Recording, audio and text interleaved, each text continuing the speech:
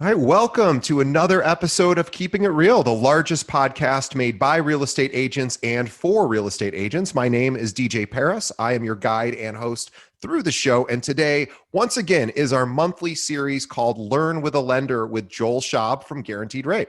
Now, Joel is the vice president of lending at Guaranteed Rate. He's been doing loans at a high level since 2003 and has got to that level because of what he does specifically for agents, which is he gives part of his commission back to the buyer on every single transaction. Last year alone, Joel gave back over $291,000 in closing costs back to the buyers who worked with him, and that put Joel's volume in the top 0.1% of all lenders nationwide. Out of 400,000 lenders in this loan officers in this country, Joel is ranked number 137. This year to date, he has done 484 closed transactions, which is his highest amount he's ever done in his whole career, for just under 177 million. And he's on pace to close out the year with over 500 closed transactions. Now, if you're looking for a loan officer, we cannot more highly recommend Joel. He's the very best we've ever worked with. He is actually doing my transaction right now. That is how much I believe in Joel, that he is my guy too. So he should be yours as well. Joel can be reached directly on his email, which is joel@rate.com. Again, joel@rate.com, or you can shoot him a text message or call him at 773-654-2049. Once again, let's say hello to the biggest Cubs fan I know, Joel Schaub. Welcome. Hey, thanks so much for having me. The numbers and all of that are great, but what really matters is this kind of communication that we have so often. You know, I like to give back, and you know, I like this kind of communication where we're helping agents, and no matter where we're at in the world, we're here to do it. So I'm happy to be here today. Happy to have you. So let's talk about. So we are wrapping up the year. We're in December. You're closing out the year, your strongest year ever. So congratulations there. And I know you had some thoughts about what agents can do to prepare. Oh, I'm sorry. Before we get to that, let's talk. We never talk about mortgage rates, so let's first talk about mortgage and find out what's going on there, and then we'll talk about next year. Sorry about that. Well, it's true that rates are low right now, and we see that. But what so often happens is we hear that things are low, but what does it actually mean for the buyer? So let's just have a talk about mortgages so that we know where we're at. And we can, if we're an agent, share some of this information so that it could be relevant to buyers and even sellers, because right now, with rates being low, there's going to be a lot more buyers that are out in the market. So 30-year fixed mortgages, it's crazy, right? We know that they're below 3%. So on average, these mortgage rates have fluctuated anywhere from 2.5% up to 2.75 or 3%. And those are rates that just never happened before. I would have lost a bet, right, DJ, thinking that rates would be in the threes this year, and now they're below 3. And you know that very well. Yeah, and inflation tends to average out over years at about 3%. So whenever you see mortgage rates that are beating inflation, that is a really amazing thing that agents could now take to their clients, even past clients, and say, hey, I don't know about your current mortgage situation. Obviously, I'm not, getting your statements once a month, but it might be time to consider refinancing, or maybe even you might have some additional purchasing power now because rates are so low, and maybe now's the time to consider upgrading your home or moving or that kind of thing. You're providing value if you're an agent to reaching out and explaining this, and not just saying, hey, did you hear rates are low, but encouraging them to go back and work with the lender that helped them, right? And say, remember how Tom was so great on that transaction? You should reach out to Tom, the lender, and make sure that he gives you a quote to see if you could save some money and find out what the costs are, and then just do a simple math equation. If I'm saving $100 a month, and it cost me $1,500 in total fees, okay, I'm going to break even in 15 months. Will I be in the house for 15 months or not? Right. And also a good opportunity, like you were saying, you mentioned sellers. This is a great time to talk to the sellers, or rather homeowners who might not even be wanting to sell at this moment, and say, Right now, there's, people have more purchasing power than they've ever had, or at least in a long time, unless they're paying exclusively with cash. And now you have an opportunity to possibly come into a higher, bidding situation because there's more buyers out there due to rates being so low. So great opportunity to talk to both sides.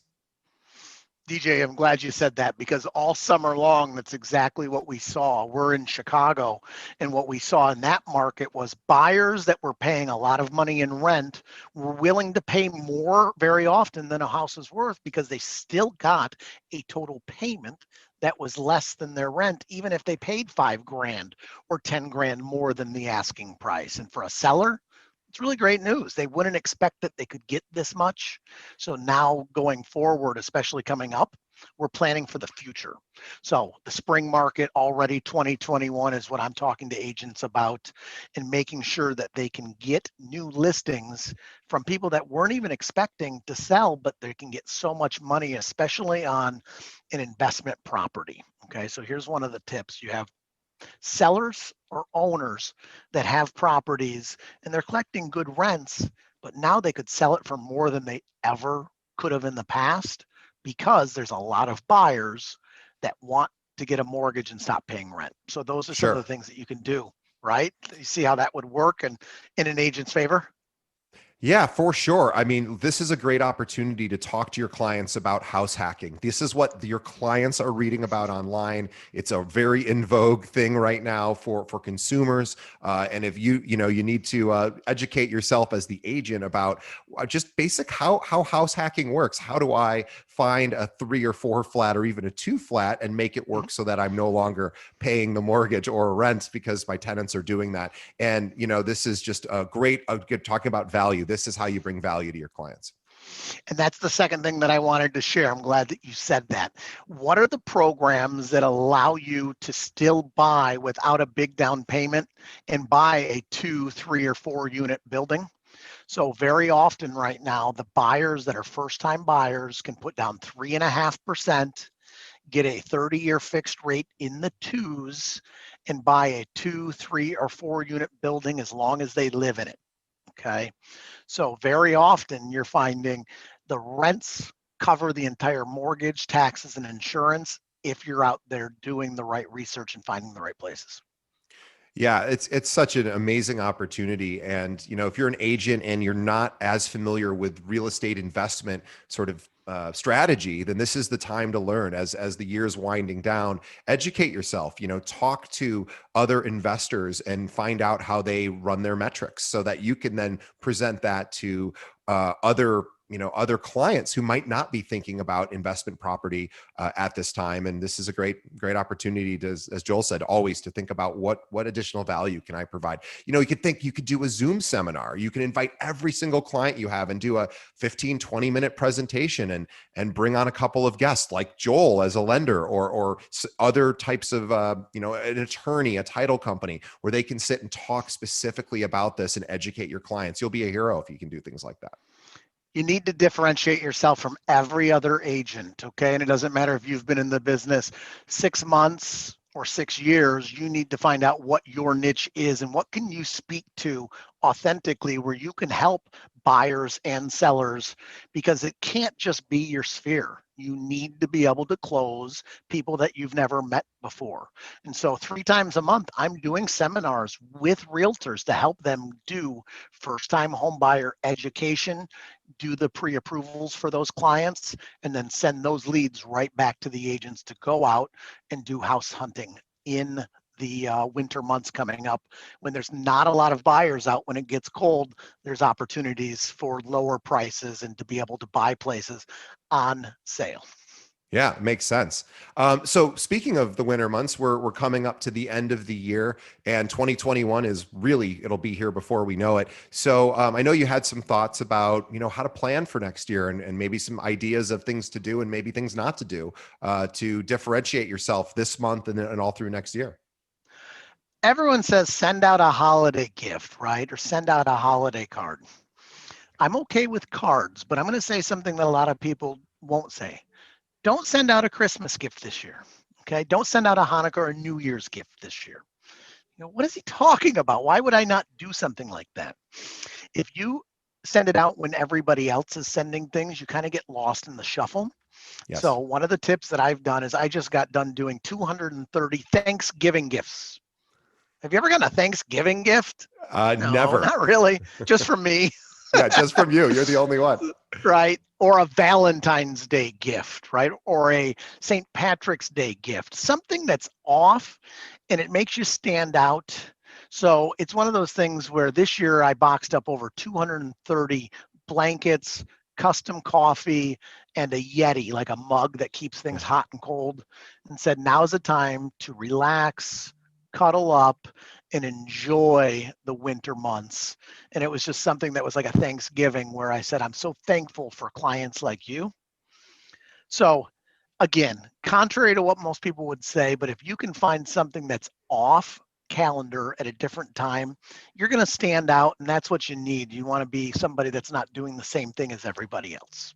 Yeah, an example too for previous clients, if for all the agents that are watching and listening, is of course to think about their closing anniversary. That's another sort of holiday that Yeah. most people won't know. Even they themselves probably won't remember what day they closed on, but you can remember and you can go back and say, hey, it's been 3 years that you're now in your new home. Here's a little gift as a reminder for how appreciative I was to work with you back then and hope to work with you again. And those kind of ideas. Or if you can find out someone's work anniversary, or you just decide it's Arbor Day and I want to do something fun with trees and send everyone a plant. Again, I think Joel's got a great idea there, is picking off a holiday that is not as popular with gifts, and you can have a lot of fun with that. And again, it's going to be completely unexpected. Or you could just do, hey, it's a random Wednesday and I thought about you, and you could even just choose any day really. But yeah, I think that's a great idea, because every year I get flooded with cards from every service provider that I use, and they're usually not even really personalized at all. And I just get card from my insurance person and my accountant, and a lot, and I appreciate all of it. But you're right, I would definitely notice it. Things get lost. I don't remember one card from the next or what anyone's written. But if it was off at a different time of the year, I would be like, wow, that was really thoughtful, and I wouldn't have been expecting it. So great idea there. And as agents, that's what you want. You want to be remembered and you want to be the person that people come to. And so this is what I do. I've talked to so many top agents on what they're doing, and we're not recreating the wheel. We're just coming up with great ideas that make sense that you can duplicate. And that's why we tune into the podcast. I mean, you have interviewed so many great people, and every time I listen, I get something new too. So bravo to you on that. Thanks. We actually just pushed an episode out. Well, actually, I'm pushing it out. By the time this is done, it will already be pushed out. But for those listening live, later today, we'll be pushing out an episode with an Olympic athlete who was on the rowing team in 2016, and now he's a top Keller Williams agent just 4 years later. And so I'm always interested in, like, how does somebody make that transition? And he's like, oh, it's basically the exact same principles. What got me to the Olympic rowing team is exactly what, and the same thing that you've always said. The daily disciplines are ultimately what long-term win the game. So let's end with something that'll actually be helpful for agents in terms of mortgages, so that we can teach our upcoming buyers what programs are still available because of all the influx with COVID. Great. There's so many changes. It seemed like in March and April, they were changing weekly, daily, and even by the hour what underwriting guidelines would come up. So you needed an expert to actually get you to the closing table. And now things have finally started to settle down. Okay. We still see a lot of first-time home buyers that are doing 3.5% down, 5%, and 10% down. Okay. All of those programs are still available. And so the idea here is, anytime you're talking to somebody that is paying these crazy amount of rent, let's figure out how they can go buy something without the big down payment. And I'd be surprised, I still am. I thought by now most people would know that you don't need to have 20% down, but that myth still lingers out there, right? Don't you see that still? Absolutely. It's not the case. It might be that if you got the 20% down, you might be at that 2.5 or 2.75 range. And if you're only putting down 5 or 10%, you might still be at 2.875 or 2.99% on a 30-year loan. So there might be a small difference in the rate, but the idea is that there's not this crazy spread that there used to be. Yeah. And the mortgage insurance, everyone always says that, oh my gosh, I don't want to have to pay a insurance on a mortgage if I don't have the 20% down. And that's valid. However, with the rates being so low, these rates with the mortgage insurance are still less than what they have been at any time in history. So you can borrow that money now with a low down payment much faster than you'll ever saved the 20% so that you don't have the mortgage insurance. That makes I sense. remember so I bought my first condo in, I think it was 2005. And I remember back then, as you were working then as well, although I was not working with Joel, unfortunately then. And I remember the idea of not putting up 20% was like this, I've done something wrong. I was only able to afford to put 10% down. So I was paying privatized mortgage insurance, PMI. It was small. It wasn't a big deal, but it felt like I was doing something wrong. And I remember that myth, as you said, the myth of 20%. Even now, 15 years later, and I'm in the process of buying a home, and I was like, I have to get to 20%, even though I know better. Your clients are thinking the same thing. So this is a great opportunity to re-educate them and set their expectations, so that if somebody's thinking like I was, oh, well, if I don't have 20, what can I do? Well, then there are other options that aren't necessarily with huge penalties, because rates are so incredibly attractive right now. Now's the time. I've been seeing a lot of mortgage insurance from most places under $100 a month. So yeah, I can not a big deal. I can put down 20 grand on a $400,000 home, or I could wait to somehow save $80,000 just to avoid this little bit of insurance that will eventually go away. It's not the end of the world. So if you can learn a few of these types of things as an agent, you can spread the information, you're providing knowledge. So low down payments, rates are still good. And the big thing is that rates will not spike. The Federal Reserve has indicated that they're going to keep rates low through 2024. And I hear all of these mortgage guys out there saying things like, you better hurry up because rates are going to go up. And what they said before was, you better hurry up, and it's a sales pitch. And I don't like I like to educate and teach and help. And what I heard before the election was, you better hurry up and lock in because rates are going to go up after the election. Didn't happen. You better hurry up and lock in because rates are going up next year. Won't happen. If they move up a little bit, that's okay, but there's not going to be a spike in rates because the Federal Reserve has indicated they will keep conforming loan rates low for at least the end of the year of 2021, and most of the economists are thinking to 2024. You heard it here first.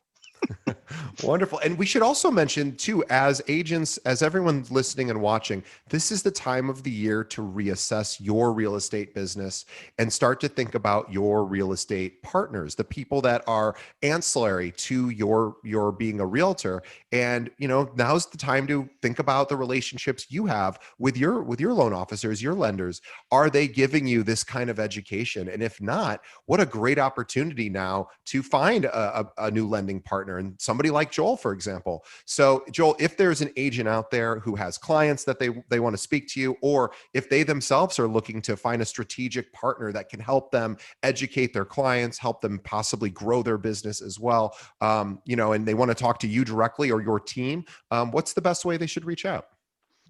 Whether they reach out to me or another lender, what they really need to do is partner with somebody that they can get along with, that they could call on Friday night, call on Saturday night, and somebody that wants to contribute to them.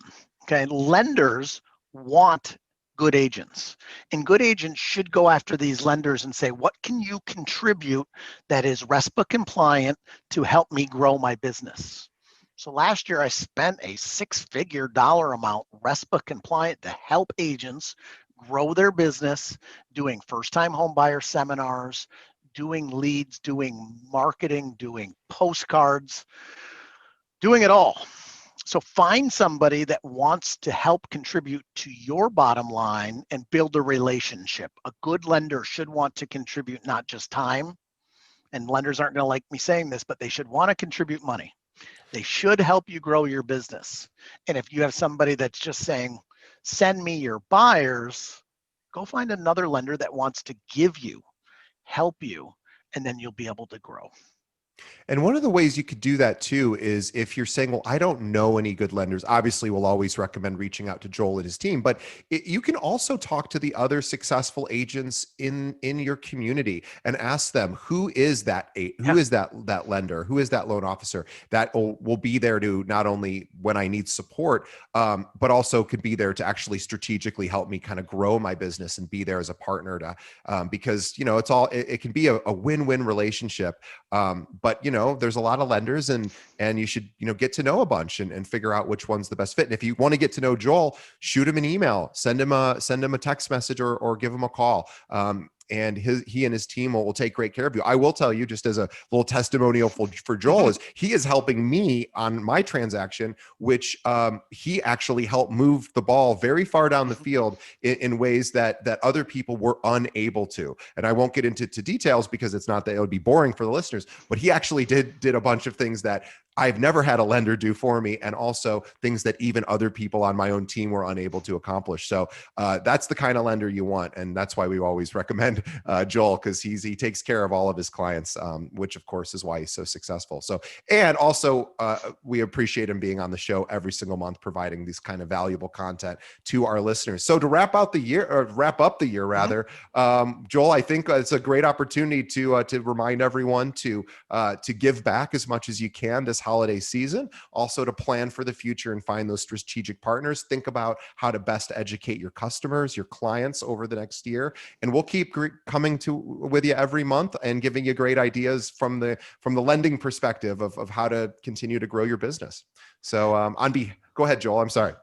I'm so happy to be on every single month, and the idea is giving back and finding ways that you can continue as agents to grow. And you guys are providing so much detail and so many great guests every single month. So bravo, the second Thanks. time to you.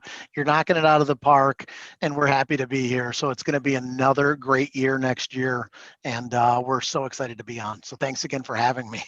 You're welcome. And thanks to all of our listeners and our viewers for continuing to support our little show here. It's not so little anymore, but we still think of it as a little thing that we put together years ago, and people like Joel who can continue to contribute, and all of our other wonderful guests and guest hosts that we have.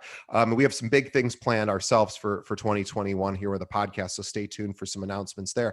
But we want to thank everyone for continuing to support and listen and watch our show. Also, please tell a friend, think of one other agent that that could benefit from listening to this great conversation with Joel, and send them a link to the episode. Easiest way to do that, find us on our website, which is keepingitrealpod.com. Every episode we've ever done is there. You can just listen right through the browser in case somebody isn't a podcast person. And also follow us on Facebook, facebook.com/keepingitrealpod. Again, facebook.com/keepingitrealpod. Joel, thank you.